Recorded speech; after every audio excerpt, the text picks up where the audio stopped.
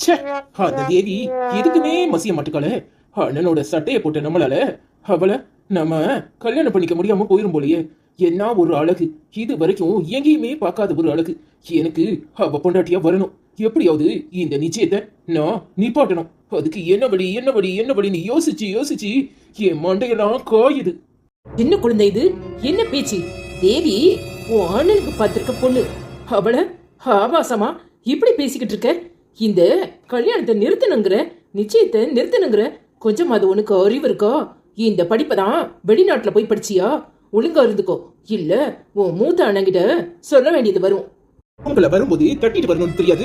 அதுவும் இல்லாம எனக்கு அறிவுரை சொல்லியா? இங்க பாரு, உன்னை வேணும்னா என் அண்ணன் பாவம்னு கட்டிருக்கலாம். ஆனா எனக்கு எப்படிப்பட்ட பொண்டாட்டி வரணும், யாரு பொண்டாட்டியா வரணும்னு நான் தான் டிசைட் பண்ணணும்.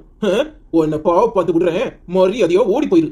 இத போய் எங்கேயாவது சொன்ன அப்புறம் நீ இந்த வீட்டிலே வாழ முடியாம வாழா வெட்டியா தான் இருக்கணும். அத ஞாபகத்துல வச்சுக்க. என்ன பூச்சாண்டி காட்டுறியா?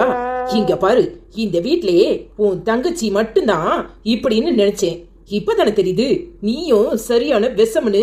நீ என்ன மிரட்டினாலும் சரி, உன் மிரட்டலுக்கெல்லாம் நான் பயப்பட மாட்டேன்.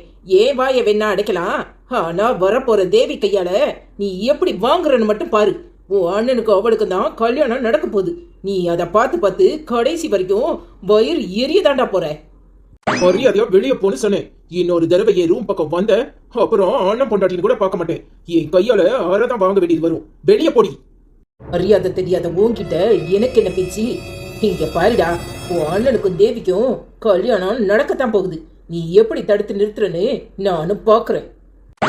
முதல்ல இந்த ஒட்டட குச்ச வீட்டை விட்டு துரத்தணும்.